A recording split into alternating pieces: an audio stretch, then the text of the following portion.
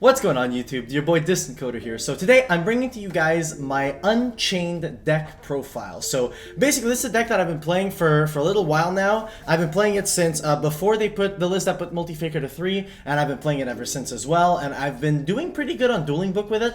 I have gotten to around 1200, 1300 rating in matches before they put Faker to 3. Now I'm currently grinding DB. I'm almost at 1000 rating with this deck, and I honestly think the deck is a pretty solid rogue deck if you want to play something that isn't considered meta, isn't considered, something that you would see all the time at locals, but can compete quite well with the up there decks that you see all the time in the meta. I think this is a very solid option. So we're gonna get right into the deck profile. So I'm gonna show you guys my list, and keep in mind this is like always gonna be like a skeleton for what you guys want to be playing when you build this deck for yourself. So to get things started, I play 3 of the Unchained Twins Aruha and 3 of the Unchained Twins Rekea. These are basically going to be your main cards for the deck. So these cards, basically for those of you that don't know what they do, Unchained is a strategy that wants to destroy your own cards in order to gain a certain amount of advantage. By destroying your cards, you trigger some effects that will allow you to gain advantage. So your Aruha will destroy a card you control when it's in your hand and will special summon itself but locks you into Fiends.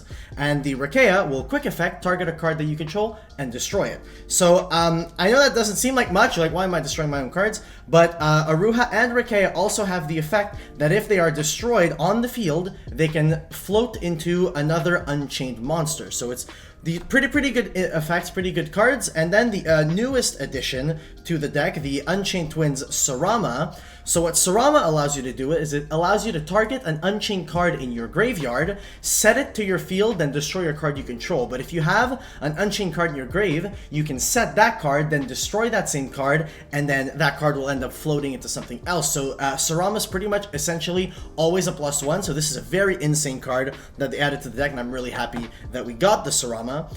Then for your bigger monsters, you play 2 of the Abominable Unchained Soul, and you play 1 of the Unchained Soul of Disaster, the dog. So basically what these cards do, these are the ones that allow you to go into your extra deck and make your link plays, because all the Unchained link monsters require an Unchained Soul monster. So these are the Unchained Soul monsters that you play in the deck. Abominable Unchained Soul, if one of your cards is destroyed by battle or card effect, he special summons himself, and then when he's summoned, you can discard a card and then non-targeting destroy a card on the field. So this card's really good for removal, and the Unchained Soul of Disaster, what it allows it to do is if it is destroyed from the field, it allows you to target an Unchained monster in your graveyard and special summon it, and if it's on the field, it can target a monster your opponent controls, and then after that effect resolves, it link summons using itself and that monster your opponent controls. So it's pretty good removal. Non-destruction removal is always good, and the Abom allows you to non-targeting remove something, so that's pretty cool. This deck is a blind second deck, so I do play quite a lot of hand traps and going second cards. So for the going second cards that I play in this deck, I play the Dino Wrestler Pankratops. I also play a playset of Ash Blossom and a playset of Nibiru the Primal Being. So these are the cards that allow you to go second against all these really powerful meta decks. If you're playing against like heavy combo, the Nibiru is really good. The Ash Blossom is just generically really good against like a lot of different things. And the Pankratops is really strong going second. It outs 2 cards by itself, so Pankratops is a really crazy card, and it's good for going second decks. Now for the spells, you play 3 of the Abomination's Prison. Unfortunately, this isn't considered an Unchained card. It would make Sarama quite powerful if it was, but this is the Rota for the deck. It searches any Unchained card, and if it is set and destroyed while set, it floats into any Unchained monster. So it's a pretty solid card. And then you have Wailing of the Unchained Souls. This card is probably cuttable. If you don't feel like you like it that much, you can cut it. It's just an extra name, because on the field what it does is if you link summon an Unchained monster, you get to pop a card on the field, but you really only use it for its set effect. So if it's set and it gets destroyed, it floats into another Unchained monster. So it really is just an extra name, because you try to maximize as much as you can on the back row that you can pop for your Unchained cards. Then for draw power, you play 3 Pot of Extravagance. Yes, this deck does kind of need its extra deck, but it doesn't need all that many monsters from the extra deck. So what you can do is play the Extravagance and just play multiple copies of the certain things that you need in your extra deck, essentially in the same way that Altergeist does it, where like, yes, they need their Hexteel, yes, they need the Link Cross, but you can still play Extrav in the deck and not be at a significant disadvantage if you lose 1 or 2 copies of certain cards in your extra deck. Then I play 2 Cosmic Cyclone. I side the third one just because Cosmic Cyclone is really good against like decks like Mystic Mine and decks that are like really back row heavy. Like your deck doesn't struggle all that much because you do have in-engine removal for back row and stuff like that. But the 2 Cyclones I think are pretty nice to have as just extra options. They're like your 4th and 5th copy of the Escape of the Unchained. So what Escape does is it's essentially a Phantom Knight's Breaksword. When you activate it, you can target an Unchained monster you control and a card on the field, and you destroy both. And if it's destroyed while set, it floats into a different Unchained monster. So that's also a pretty good way to deal with back row, because you pop your own monster, you get to float, and on top of that, you do get to destroy an opponent's card. Then you play Abominable Chamber of the Unchained. This is kind of like a Monster Reborn, more or less. So what this does, when it resolves, you would special summon an Unchained monster from your hand or graveyard. This doesn't target, and if it's destroyed while set, it floats into a different Unchained monster. So you kind of see where the Unchained strategy comes into play, where you're constantly destroying your own cards. And like I said, for going second cards, you play 3 of the Infinite Impermanence and 3 of the Evenly Matched in the main deck, because you are blinding second with this deck. It's pretty good at handling boards that people are going to try to make, or dealing with back row decks, because you do have the Evenly Matched, you do have the Cosmic Cyclones, you have the Pankratops. You're pretty well set to deal with any going first strategy if you do get to blind second.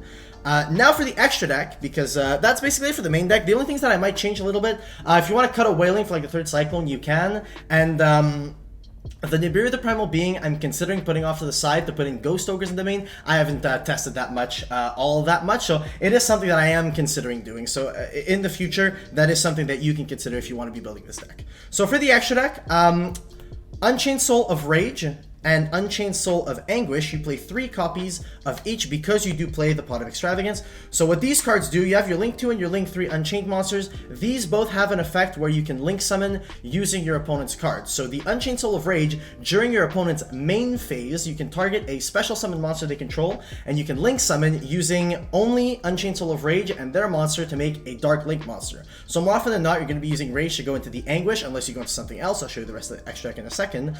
And the Anguish is not a quick effect. Anguish works kind of like the Unchained Soul of Disaster that I showed you before. It targets a monster your opponent controls, and it Link Summons using itself and that monster has to be a Dark, and they also both have the added effect that if they are destroyed by battle or card effect, you get to target a Fiend monster in your graveyard, which every Unchained monster is, and add it from your graveyard to your hand. So these are pretty solid cards, honestly. The fact that you can always like end on a Rage pretty easily is really good for having good disruption on your opponent's turn. Then you play 2 of the Unchained Abomination.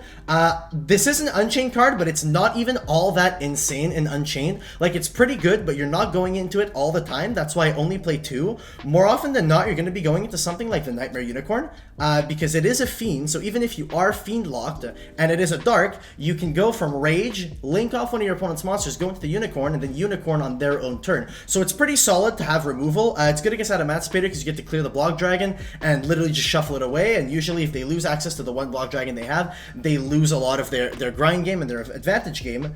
Then for dealing with stuff like Eldritch, you play Topologic Trisbana and Topologic Zeroboros. These cards are really good to out things that you can't out by simply destroying them. If you have to banish them, you can make this with the Anguish because it requires 2+ effect monsters. So Anguish being a Link 3 plus any other monster your opponent controls can go into the Zeroboros, and the Rage can always go into the Trisbana because they are both darks. So you can make them with your Rage and your Anguish. After that, this is a little bit more expensive, but I played 2 of the Access Code Talker. This card is absolutely insane for this deck. The fact that you can just make Anguish, link off one of your opponent's monsters, go into the Access Code Talker, and it just gains 3,000 because you made it with the Anguish, but you made it with one of your opponent's monsters. Access Code Talker is a really insane card for closing out games. It honestly just essentially wins games by itself. Like, it steals games that maybe you weren't going to win the grind game, but you managed to make an Anguish and make this, which is really insane. So the Access Code Talker, I play 2. You can only play 1. I used to only play 1. I used to play 1 of the Topologic Bomber Dragon, but I decided to cut the Bomber for the second Access Code because the Bomber didn't come up all that often. And then the last card, I play the 1 Dingirsu because your Abominable Unchained Soul and your Unchained Soul of Disaster are both level 8s, and this is specifically just to clear monsters that can be targeted or destroyed, because all your effects that link summon with your opponent's monster's target, and the only non-targeting removal that you have is a bomb, which destroys. So if like your opponent makes an Avermax with an IP, or makes a BLS link with a level 7, this is essentially your only out that you'll have. But honestly, it's not that bad. The Gear Suit, it does come up sometimes.